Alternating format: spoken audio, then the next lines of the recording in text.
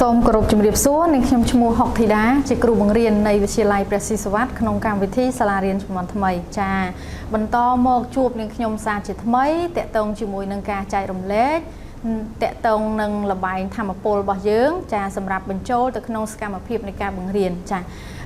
បើយើងនិយាយអំពីលបែងធម្មពលនេះខ្ញុំធ្លាប់បានកំណត់និយមន័យច្រើនមកហើយចាតកតងជាមួយនឹងវីដេអូមុនអញ្ចឹងថ្ងៃនេះដែរនេះខ្ញុំនឹងចែករំលែកនៅលបែងធម្មពលមួយប្រភេទទៀតដែលឲ្យឈ្មោះថាទឹកគោកអាកាសអញ្ចឹងចង់ដឹងថាតើលបែងធម្មពលនេះចាតកតងជាមួយនឹងសកម្មភាពបែបណាខ្លះឬក៏ហេតុអីបានចាំបាច់ត្រូវបញ្ចូលឬក៏យើងលេងលបែងធម្មពលមួយនេះសូមតាមដានទស្សនាជាមួយនឹងខ្ញុំទាំងអស់គ្នាចាអញ្ចឹងជាទូទៅយើងឃើញថានៅក្នុងទស្សនវិជ្ជានៃការបង្រៀនជាក់ស្ដែងរបស់យើងលោកគ្រូអ្នកគ្រូតែងតែអនុវត្តនៅក្នុងជំហានទី3ចាអញ្ចឹងនៅក្នុងជំហានទី3យើងតែងតែដាក់សំណួរឲ្យកូនសិស្សធ្វើការជជែកពិភាក្សាចាដើម្បីរកចម្លើយចាដោយក្នុងខ្លឹមសារនៃមេរៀននេះនឹងខ្ញុំអនុវត្តយុទ្ធវិធីមួយដែលយើងហៅថា Think Pair Share ឬក៏មានថាការគិតជាដៃគូបន្ទាប់មកទៀតគាត់ស្វែងរកចម្លើយហើយនៅពេលដែលគាត់ស្វែងរកចម្លើយបានហើយអញ្ចឹងយើងអាចធ្វើការជ្រើសរើសកូនសិស្សដើម្បីធ្វើការចែករំលែកជាដៃគូតែកន្លែងហ្នឹងខ្ញុំកាត់ចោលបន្ទាប់មកទៀតយើងត្រូវរកសិស្សដើម្បីចាធ្វើការចែករំលែកចម្លើយទៅកាន់ក្រុមធំកន្លែងហ្នឹងហើយជាសកម្មភាពមួយដែលយើងអាចបញ្ចូលចាលបែងធម្មពលមួយនេះដែលឲ្យឈ្មោះថាទឹកគោកអាកាសដែលមានរឿង3ដែលយើងត្រូវដឹងទី1ទឹកទី2គោកទី3អាកាសអញ្ចឹងទឹកមានន័យថាកូនសិស្សត្រូវនឹករកប្រភេទសត្វដែលមាននៅក្នុងទឹកគោករកនឹកប្រភេទសត្វដែលនៅក្នុងចាដែលរស់នៅលើគោកឧទាហរណ៍គោមាន់ទាអញ្ចឹងទៅចាហោអាកាសរនឹកប្រភេទសត្វដែលនៅលើអាកាសប៉ុន្តែយើងមិនមែនចេះតែរនឹកទេមានន័យថាលោកគ្រូអ្នកគ្រូដើរតួនាទីជាអ្នកចង្អុលចាទីថាទឹកគោកអាកាសទឹកគោកអាកាសគោកអញ្ចឹងចំប៉ះកូនសិស្សមួយណាគាត់ត្រូវរកនឹកប្រភេទសត្វចាដែលរស់នៅលើគោកឲ្យលឿនចាបើសិនជាគាត់រកនឹកប្រភេទសត្វលើគោកនឹងអត់លឿនទេមានន័យថាគាត់ចាញ់ហើយចាអញ្ចឹងឧទាហរណ៍ដោយកូនសិស្សនេះអញ្ចឹងគាត់នឹកអត់ឃើញទេអញ្ចឹងគាត់ចាញ់អញ្ចឹងពេលហ្នឹងគឺគាត់សប្បាយជាមួយនឹងទស្សនវិជ្ជាឬក៏សកម្មភាពដែលលោកគ្រូអ្នកគ្រូបានលេងជាមួយគាត់អញ្ចឹងជំហានដំបូងនេះខ្ញុំគ្រាន់តែធ្វើការបញ្យល់ណែនាំគាត់ទេដើម្បីឲ្យគាត់យល់ថាតើសកម្មភាពហ្នឹងយើងត្រូវធ្វើអីខ្លះចាហើយជាទូទៅបើសិនជាលោកគ្រូអ្នកគ្រូចង់ច្បាស់យើងអាចឲ្យកូនសិស្សម្នាក់ទៀតចាគាត់ធ្វើការបញ្យល់ឡើងវិញអំពីអ្វីដែលយើងបានណែនាំទៅកាន់សិស្សអញ្ចឹងគាត់នឹងធ្វើការ repeat មានថាគាត់បញ្យល់សារដើមវិញអំពីអ្វីដែលយើងបានណែនាំទៅកាន់គាត់ហើយគាត់ណែនាំបន្ថែមទៅកាន់មិត្តភ័ក្តិនៅក្នុងថ្នាក់របស់គាត់ដើម្បីឲ្យគាត់ដឹងពីដំណើរការច្បាស់លាស់ហើយពេលដែលយើងលេងសកម្មភាពទៅគាត់មានភាព reflect ហើយនឹងទទួលបានជោគជ័យឬក៏ឈ្នះអ្នកខ្លះក៏អត់ឈ្នះអ្នកខ្លះចាញ់អីចឹងទៅចាអញ្ចឹងជាទូទៅយើងត្រូវអនុវត្តបែបហ្នឹងដើម្បីឲ្យកូនសិស្សគាត់យល់ច្បាស់ឥឡូវយើងចាប់ផ្ដើមពីការលេងរបស់យើងអញ្ចឹងឃើញសកម្មភាពនេះខ្ញុំរាប់ទឹកគោកអាកាសដល់ពេលទឹកកូនសិស្សឆ្លើយអត់ចេញទេចាដល់ពេលកូនសិស្សមួយទៀតអាកាសអញ្ចឹងគាត់នឹកឆ្លើយនៅប្រភេទសត្វដែលរស់នៅលើអាកាសហ្នឹងលឿនចាអញ្ចឹងមានថាគាត់ឈ្នះនៅការលេងនៅលំហាត់មួយនេះចាអញ្ចឹងយើងឃើញថាកូនសិស្សគឺគាត់មានភាព reflect ចាច្បាស់លាស់នៅក្នុងការលេងលំហាត់ធម្មពលនេះចា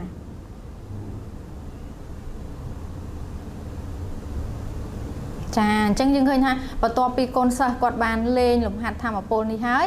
យើងអាចរកអ្នកដែលចាញ់ឃើញហើយអញ្ចឹងអ្នកដែលចាញ់គឺគាត់ត្រូវឡើងមកឈរនៅលើចាក្តារខៀនខាងមុខហើយធ្វើការចែករំលែកនៅចម្លើយដែលគាត់បានទៅរកទៅបានគិតឃើញនៅខ្លឹមសាររបស់គាត់អញ្ចឹងយើងឃើញថាកូនសិស្សគឺគាត់អាចប្រើប្រាស់ចាការកត់ត្រាឬក៏ចម្លើយដែលគាត់ទទួលបានពីការគិតពីការស្រាវជ្រាវរបស់គាត់ដើម្បីឡើងធ្វើបទបង្ហាញទៅកាន់ចាមិត្តរួមថ្នាក់រួមតែម្ដងនៅចម្លើយរបស់គាត់អញ្ចឹង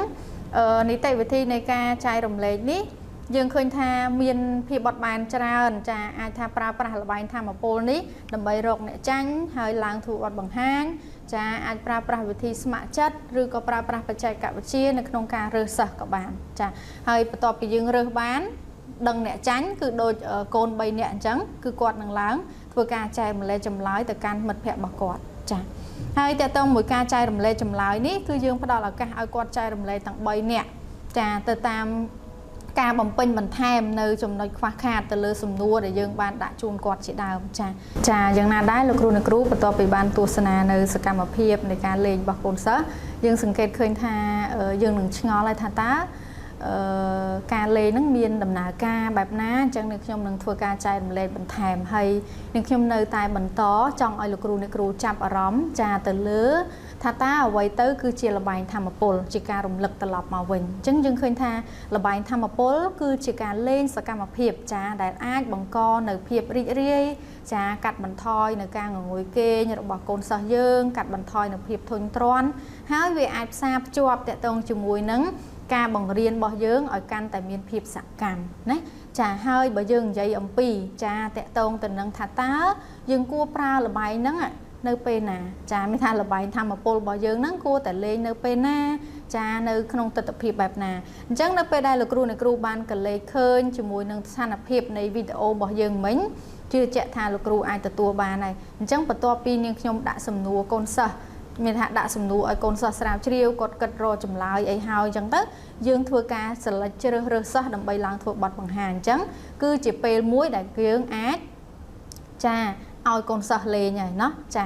អញ្ចឹងក្រៅតែពីទៀតចាយើងឃើញថានិយាយជារួមគឺតកតងជាមួយនឹងការផ្លាស់ប្ដូររបៀបនៃការរើសសិស្សចាដើម្បីឡើងធ្វើបទ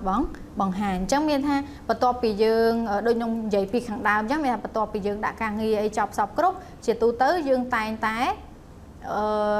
ឲ្យកូនសិស្សហ្នឹងឡើងធ្វើបទបង្ហាញហ្នឹងអញ្ចឹងនីតិវិធីនៃការធ្វើបទបង្ហាញរបស់យើងមានច្រើនរបៀបមែនតើយើងអាចឲ្យកូនសិស្សស្ម័គ្រចិត្តណាយើងអាចឲ្យកូនសិស្ស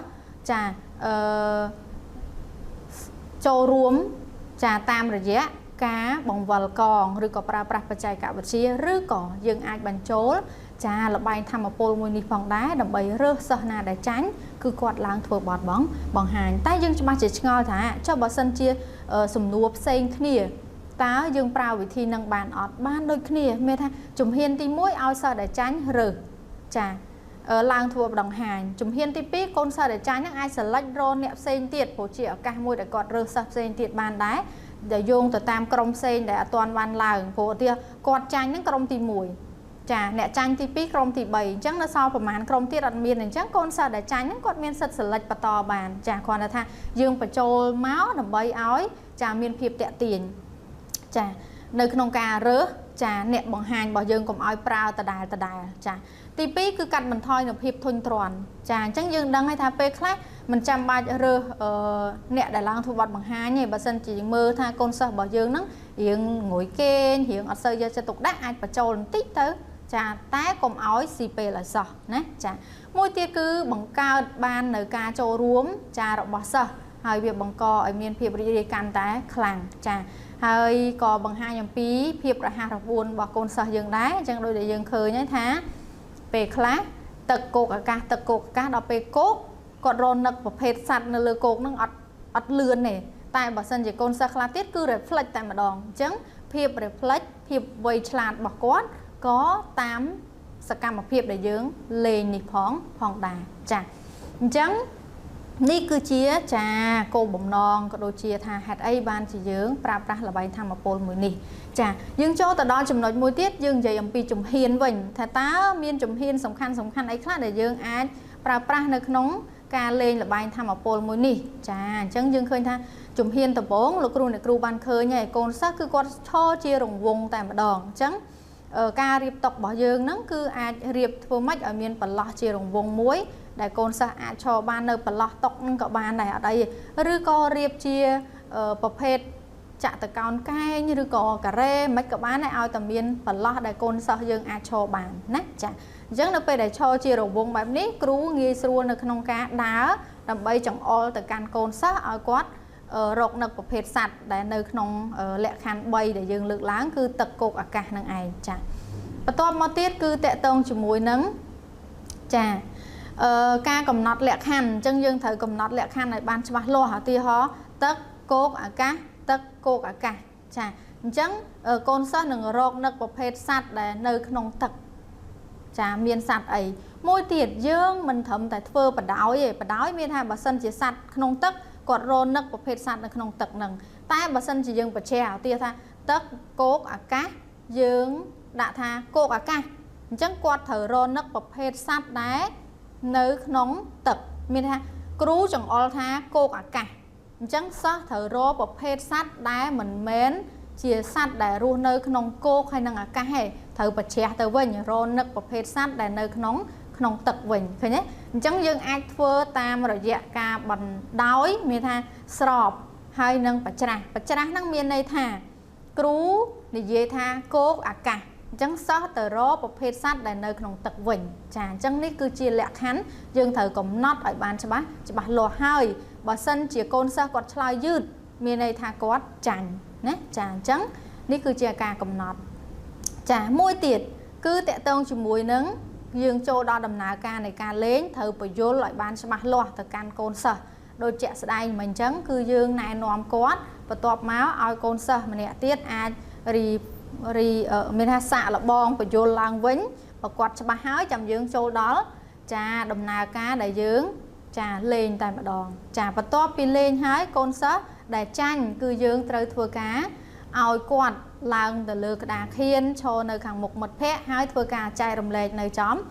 ចម្លើយចាអញ្ចឹងនេះគឺជាចាជំហានសំខាន់ដែលពាក់ព័ន្ធជាមួយនឹងចាការលេងលំហាត់ធម្មពលមួយនេះប៉ុន្តែមិនមែនលេងហើយចប់ហើយចែកម្លែកហើយចប់ទេមានន័យថាធម្មតាគ្រូត្រូវតែសម្របសម្រួលបើសិនជាចម្លើយរបស់សិស្សនឹងអត់ទាន់ពេញលេញឬក៏អីផ្សេងយើងបន្តជំហាននៃការបង្រៀនរបស់យើងធម្មតាចាអញ្ចឹងសង្ឃឹមថាលោកគ្រូអ្នកគ្រូអាចច្បាស់តាក់ទងជាមួយនឹងដំណើរការចាក៏ដូចជាទស្សនវិជ្ជានៃការលេងលំហាត់ធម្មពលមួយនេះហើយលោកគ្រូអ្នកគ្រូអាចបត់បែនបានណាតាអាស្រ័យទៅលើលោកគ្រូអ្នកគ្រូថាតើអាចបត់បែនមិនធ្វើឲ្យកូនសិស្សយើងយល់ហើយលេងទៅសប្បាយបូករួមទាំងមានភាពឆ្លាតវៃនៅក្នុងការទទួលបានចាជំរាបសួរលោកគ្រូអ្នកគ្រូសាជាថ្មីបន្ទាប់ពីទស្សនានៅដំណើរការនៃការលេងលំហាត់ធម្មពលរបស់យើងហើយនាងខ្ញុំក៏បានធ្វើការសរុបឡើងវិញតាក់ទងជាមួយនឹងគោលបំណងតាក់ទងជាមួយនឹងពេលនៃការលេងក៏ដូចជាជំហានសង្ឃឹមថាវាជាទុនមួយអាចជួយដល់លោកគ្រូអ្នកគ្រូអាចយកទៅបញ្ជ្រាបនៅក្នុងការអនុវត្តការបង្រៀនរបស់យើងនៅក្នុងថ្នាក់រៀនចាហើយលោកគ្រូអ្នកគ្រូក៏អាចធ្វើការបត់បែនចាទៅតាមស្ថានភាពជាក់ស្ដែងឬក៏អ្វីដែលលោកគ្រូអ្នកគ្រូគាត់ថាវាមានភាពងាយស្រួលនៅក្នុងការអនុវត្តនៅក្នុងថ្នាក់រៀនយើងផងដែរចាអញ្ចឹងជាចុងក្រោយនេះខ្ញុំសូមជូនពរលោកគ្រូអ្នកគ្រូមានសុខភាពល្អចាហើយអាចតាមដានទស្សនាវីដេអូបន្ទាប់របស់នាងខ្ញុំទៀតបានចាសូមអរគុណសូមជម្រាបលា